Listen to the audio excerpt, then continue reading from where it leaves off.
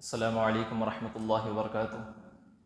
الحمد للہ رب العالمین والصلاة والسلام علی اشرف الانبیاء والمرسلین نبینا محمد وعلی آلہ وصحبہ اجمعین ومن تبعهم بإحسان الى یوم الدین، اما بعد فقد قال اللہ تبارک وتعالی فی القرآن المجید والفرقان الحمید فاعوذ باللہ من الشیطان الرجیم، بسم اللہ الرحمن الرحیم۔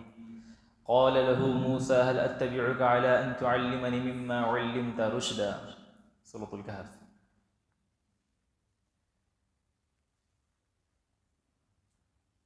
معزز اساتذہ اکرام اور میرے دینی بھائیوں، اللہ تبارک و تعالیٰ کا شکر احسان ہے کہ جس نے ہم تمام کو زندگی عطا کی اور اس دنیا میں ہماری فلاح و بہبودی کے لیے انبیاء کرام کو بھیجا، اور اللہ تبارک و تعالیٰ نے قرآن مجید جیسی عظیم کتاب کو نازل فرمایا جس کو پڑھ کر ہم لوگ دنیا و آخرت میں کامیاب ہوتے ہیں۔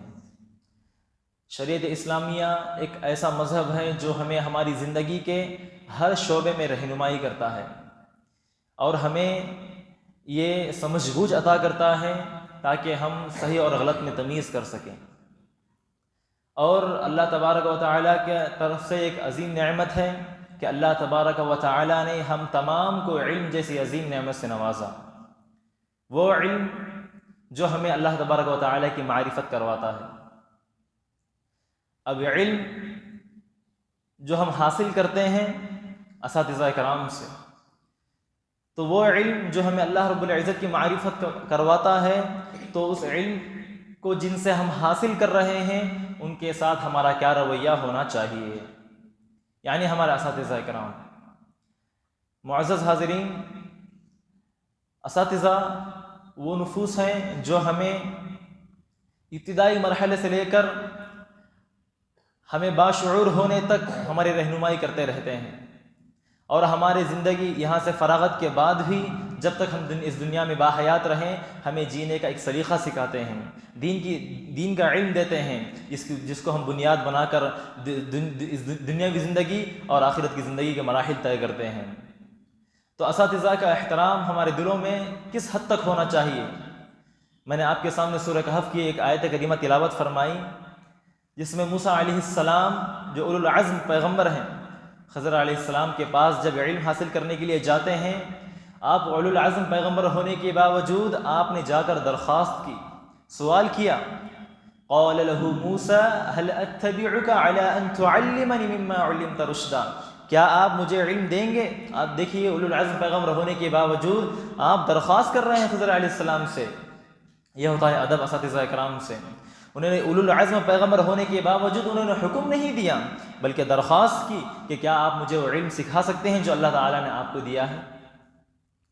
معزز حاضرین، ہمارے سلف و صالحین کو اگر آپ دیکھیں گے تو اس کی بے شمار مثالیں آپ کو ملیں گی جو اس بات پر دلالت کرتی ہیں کہ ان کے اندر اساتذہ کرام کا کس حد درجے احترام تھا۔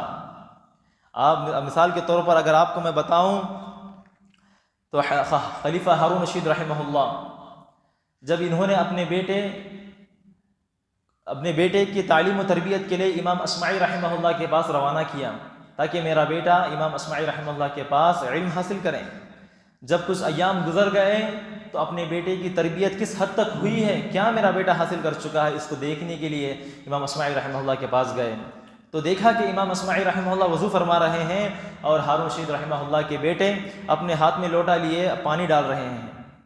ہارون رشید رحمہ اللہ نے فرمایا کہ آپ نے امام اصمعی رحمہ اللہ کو کہ آپ نے کیا ادب سکھایا ہے، ہونا تو یہ چاہیے تھا کہ میرا بیٹا ایک ہاتھ سے پانی ڈالتا اور دوسرے ہاتھ سے آپ کے پیر دھوتا۔ یہ ہوتا ہے اساتذہ کا احترام۔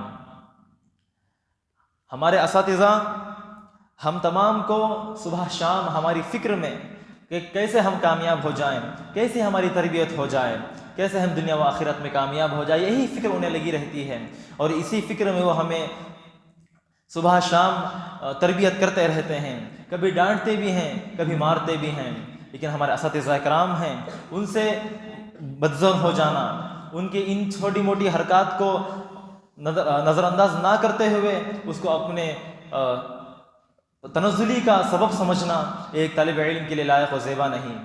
یاد رکھیں اساتذہ کا احترام حد درجے ہمارے دلوں میں ہونا چاہیے۔ ابو عبید قاسم بن سلام رحمہ اللہ فرماتے ہیں کہ میں نے کسی بھی محدث کے دروازے پر دستک دے کر یا اطلاع دے کر نہیں بلوایا، بلکہ میں انتظار کرتا رہتا باہر یہاں تک کہ وہ خود نکل کر آتے، اور وہ فرماتے ہیں کہ میں نے یہ ادب قرآن مجید کی اس آیت سے سیکھا ہے وَلَوْ أَنَّهُمْ صَبَرُوا حَتَّى تَخْرُجَ إِلَيْهِمْ لَكَانَ خَيْرٌ لَهُمْ۔ دیکھیے ہم بھی قرآن مجید کی تلاوت فرماتے ہیں، ہم بھی ان آیتوں کی تلاوت فرماتے ہیں جو انہوں نے کی۔ وہ کیوں ان آیتوں کے تفہیم، وہ ان آیتوں سے کیوں ہم اثر نہیں لیتے؟ صرف سلف و صالحین کو پڑھ لینا اور ان کے واقعات کو سنا دینا مقصود نہیں ہے کہ انہوں نے قرآن کریم کو کیسے سمجھا کرتے تھے، قرآن کریم سے آداب کو کس طرح اخذ کیا کرتے تھے۔ ہم بھی قرآن مجید کی تلاوت فرماتے ہیں، ہمیں بھی چاہیے کہ ہم قرآن مجید میں تدبر و تفکر کریں، اس میں سے مسائل کو استنباط کریں کہ اساتذہ کا کیا احترام ہوتا ہے، اس آیت سے کیا کیا مسائل نکلتے ہیں۔ دیکھیے آپ رحمہ اللہ نے اس آیت کے ذریعے ایک ایسا ادب سیکھا جو ہمارے تصور میں بھی نہیں ہے، اور یہ جو کتاب ہے آداب الشرعیہ ہمارے مکتبے میں موجود ہے، اس کتاب سے میں نے اخذ کیا ہے۔ میں نے جو آپ کے سامنے آیت کریمہ تلاوت فرمائی وَقَالَ لَهُ مُوسَىٰ هَلْ أَتَّبِعُكَ عَلَىٰ أَن تُعَلِّمَنِ مِمَّا عُلِّمْتَ رُشْدًا، اس آیت میں اتباع کو مقدم کیا گیا اور تعلم کو یعنی مؤخر کیا گیا۔ علماء اس میں ایک نقطہ یہ بیان کرتے ہیں کہ شاگرد پہلے خادم ہوا کرتا ہے پھر معلم بنتا ہے۔ اگر ہم یہ چاہیں کہ ہم پہلے معلم بن جائیں تو زندگی میں کبھی بھی ہم کامیاب نہیں ہو سکتے، کیونکہ ایک شاگرد کو چاہیے کہ وہ ہمیشہ خادم بن کر رہیں، اساتذہ کا احترام کریں، ان کی خدمت کریں۔ آج چھوٹی باتوں پر اساتذہ سے بحث و مباحثہ کر لینا، اساتذہ یہاں سے گزر رہے ہیں اور ہم بلند آواز سے آپس میں گفتگو کر رہے ہیں، جھگڑ رہے ہیں، یہ ایک دینی طالب علم کے لیے لائق و زیبا نہیں۔ ہمیں چاہیے کہ ہم اساتذہ کا حد درجہ احترام کریں۔